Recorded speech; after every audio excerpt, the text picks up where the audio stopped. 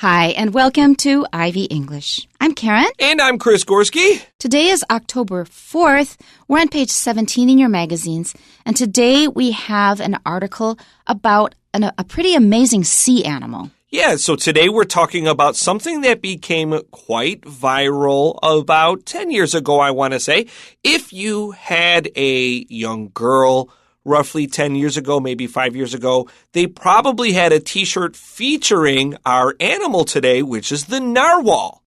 I'm not familiar with that. Can you tell me something about it? Well, based upon the title of our article, The Unicorns of the Sea, you might be thinking something like a unicorn, a horse with a big horn on its head. But as a matter of fact, it's a whale with a really big tooth. But it kind of like the way we draw them, they look like a whale with a unicorn's horn. But that's kind of just an artistic representation because it's a little cuter than a big goofy tooth. Let's find out about that big tooth, which I wouldn't call goofy. I think it's a pretty special tooth. It can do lots of stuff. Yeah. It's special. Okay, let's just go through our article. Our title is The Unicorns of the Sea. The narwhal, often nicknamed the unicorn of the sea, has a quirky charm thanks to its spiral tusk. Its scientific name, Monodon monoceros, derived from the Greek words for single-toothed and single-horned respectively, aptly reflects this oddity. The narwhal's single, long protrusion is not a horn, nor does it extend from the creature's head. Instead, it is an extremely long tooth coming from its upper jaw rather than from the top of its skull. Unlike most mammals, narwhals' dental organs are minimal, with only 2 teeth present in their mouth. In males, the left tooth transforms into a tusk which can reach lengths of 3 meters, while the right tooth usually remains small and stays inside the mouth.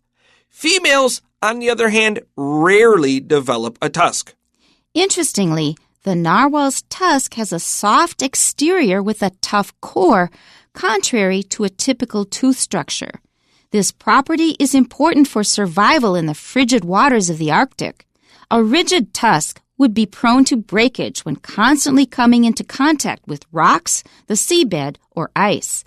This flexibility serves as a natural safeguard, protecting the tusk from damage in its harsh environment. The purpose of the tusk has puzzled scientists for centuries. One theory proposes that the tusk aids in hunting based on observations of narwhals using their tusks to thwack fish prior to capture. This behavior renders the fish motionless, setting the stage for narwhals to devour their meal. Another possibility is that the tusk acts as a sophisticated sensory organ.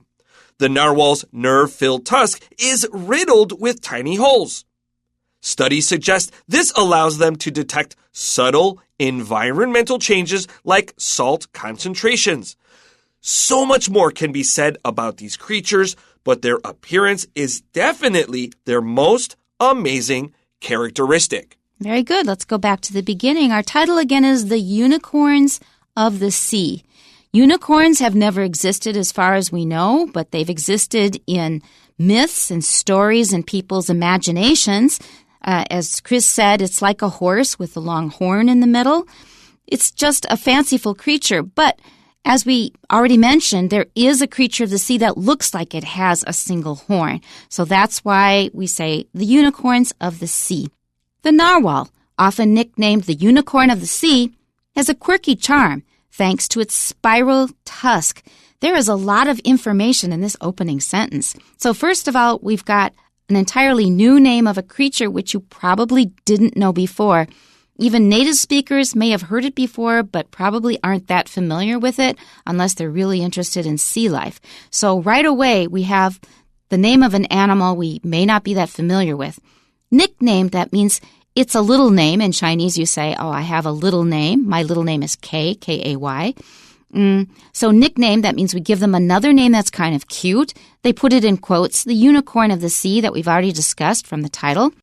Quirky is a really great word. If there's something kind of different about a person And it's very characteristic. This person has a certain quirk. As soon as you see this particular movement or the way they dress or whatever it is, you say, oh, that's that person. That's their personal quirk. So a tusk is a long pointed tooth. It's not a horn. Now, the narwhal itself, you can easily break up into two words. And I want to use this as an example of no matter how confident and no matter how long you do something, it's always a good idea to check your work. So I looked at the word narwhal and I said W-H-A-L. Well, of course, that means whale. And nar, well, this is a whale, so of course it's in the north. This means northern whale. But that's kind of weird because all of the whales can generally go to very cold areas. So I double-checked this just in case, and sure enough, I was wrong. The narwhal does not mean northern whale. It's an Old Norse word that means corpse whale. Now, a corpse is a dead body because those early Vikings that did see this, like, wow, this looks like a dead body, which is very different than the cute appearance we tend to associate with the narwhal today. Okay. So I was just talking about quirky, which is the adjective form of quirk. Quirk is something that's kind of unusual or special about a certain person. Like maybe they have a certain lick of hair in the front, on their forehead, and it always curls in a certain way. That is their quirk. Quirky charm means it's not what we usually imagine as cute or beautiful. It's very distinctive. It's just very special to a certain person or thing. So it's a quirky charm, not beautiful, but it's unusual and characteristic. Thanks to, because of. Remember that thanks to in English does not always refer to something good. So I'm late today thanks to you. We use it that way often for negative things, sometimes when we're blaming people. So thanks to, in this case, it doesn't mean I'm saying thank you for it. It just means because of. It simply means because of. Spiral means that something goes in a coil like a spring. And tusk is the tooth usually of an elephant. So that explains all the vocabulary.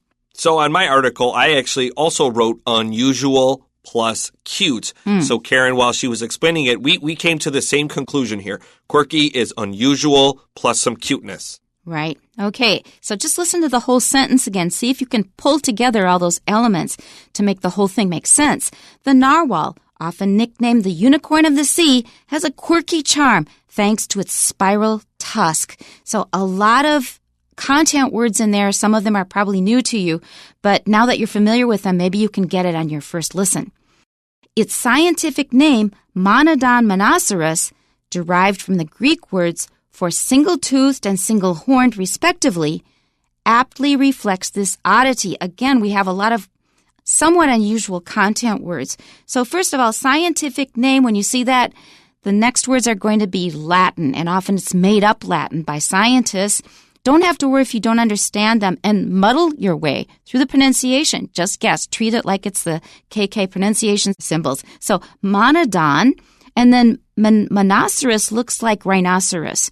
So I think that's a pretty good guess. Derived from, that means it comes from. It's taken from Greek words. So for Latin names, we often also import Greek word roots. And these words, these elements of Greek words mean single tooth, that means it has one tooth, and also single-horned. That's in the Latin name or the scientific name for the animal. Respectively means the first word means single-toothed, the second word means single-horned.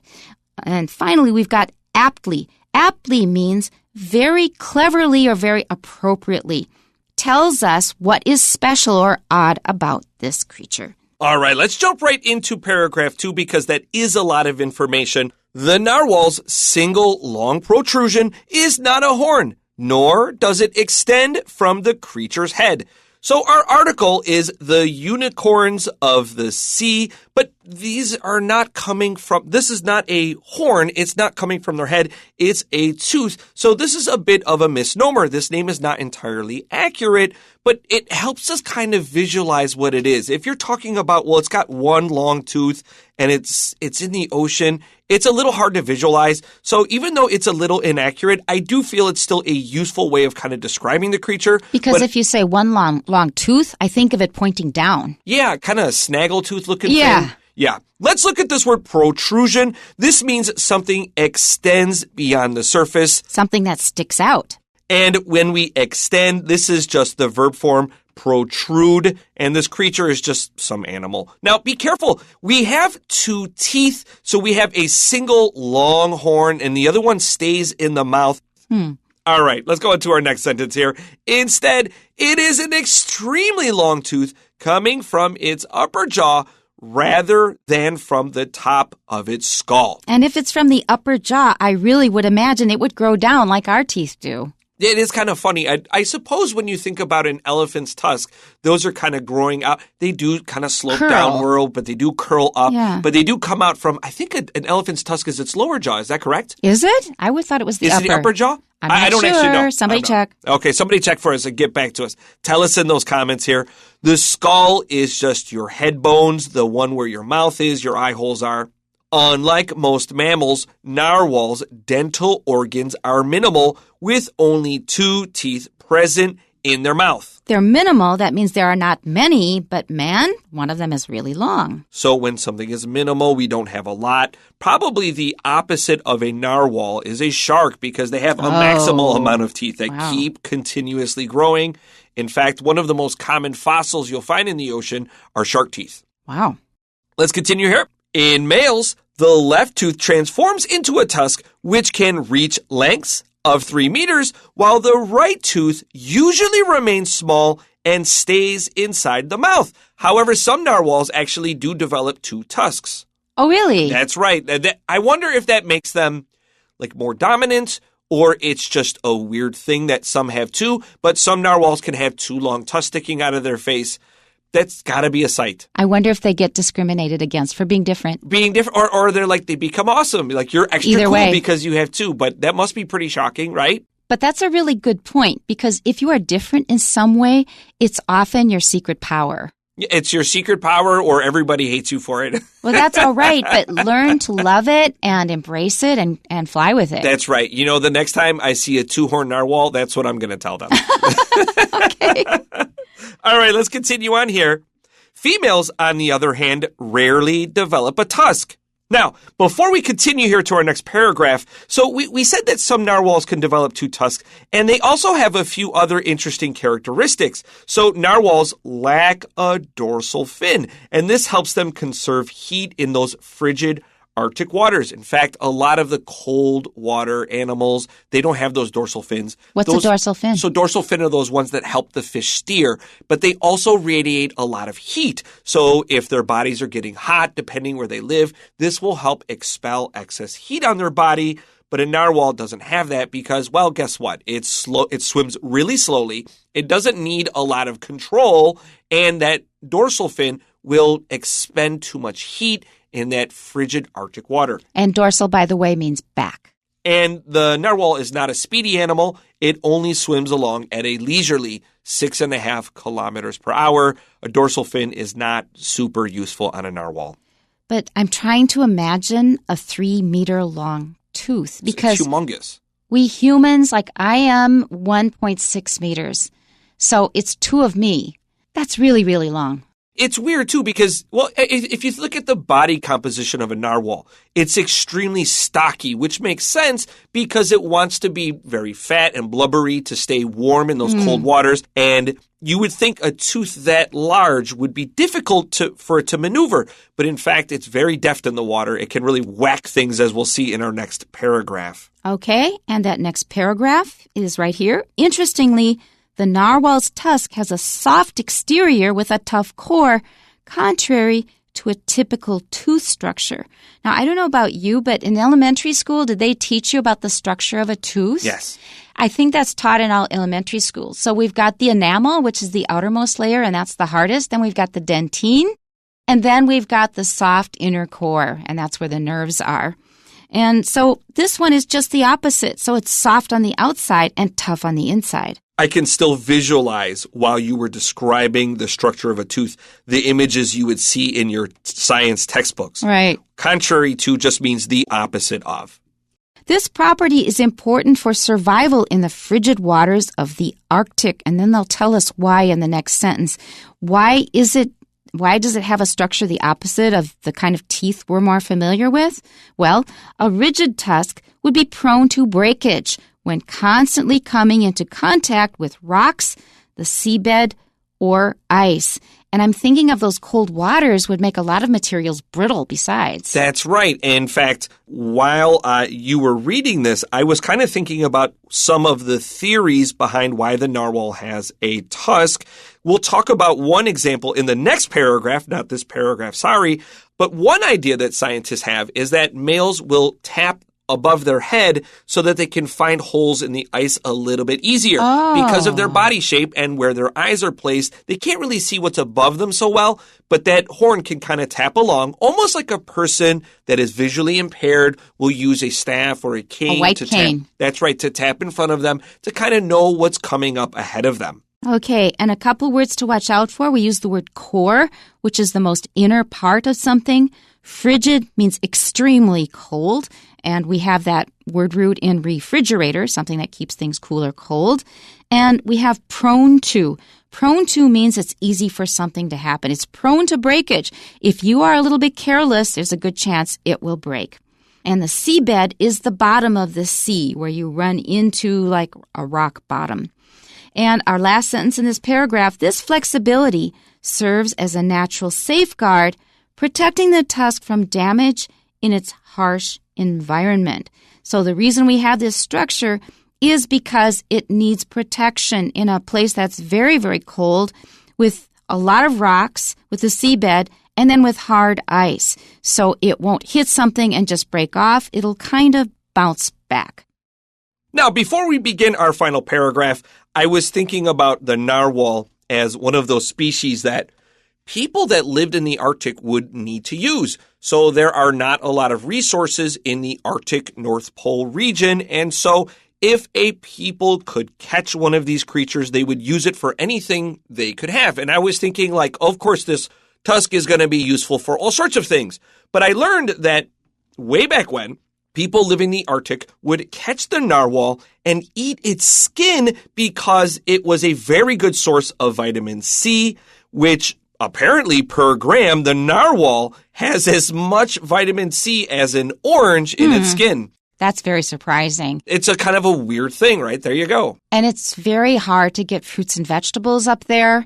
So a lot of Eskimos, what were formerly called Eskimos, Native Americans from the far north, or the Inuits, they survive mainly on blubber, on seal blubber and on fish. They didn't have a lot of plants. And actually, they still had good enough nutrition from that. That's right. So you had to just take whatever was available for you because there wasn't a whole lot of choice for them. So eating narwhal was one of the things that they traditionally did. And occasionally, the government of Canada still allows this to take place. Oh, okay. And I also want to mention, maybe you noticed that Chris said a people. Now, people is plural. Why did he say a people? Well, we have a lot of different kinds. And so the dirty secret for a lot of kind of singular and plural nouns and uncountable nouns is that you can bend them into other forms and they have a special meaning. Sort of like we talk about monies. We're talking about whole classifications of money from here and there. Kinds of money. And people is the same thing. That's right. A kind of these people here. They're different than maybe what we are. Right. An ethnic group, a group of people maybe with a shared ancestry. Okay? All right, let's go to our final paragraph here. The purpose of the tusk has puzzled scientists for centuries. So we see a lot of stuff in nature that looks kind of odd compared to ourselves and what we're familiar with. And we think, how in the world did it end up like that? All right, one theory proposes that the tusk aids in hunting based on observations of narwhals using their tusks to thwack fish prior to capture. Boy, we have to break down some words here, Karen. Yes, okay. So one theory proposes, that means this is one group of people think this way. They think that this is useful when they are hunting for creatures to eat. So how did they decide this, or how did they come to this theory? They were watching the animals and what they used their tusks for. And our favorite word in this sentence is thwack. We love that word, don't we? It's stuck out like among this whole thing. The word thwack is not a very common word, but it's a very graphic word because it means to hit, but it creates a special kind of sound. It's something somewhat soft that hits something else so that there's a special dull noise that it makes. So we hit something very forcefully with a thwack.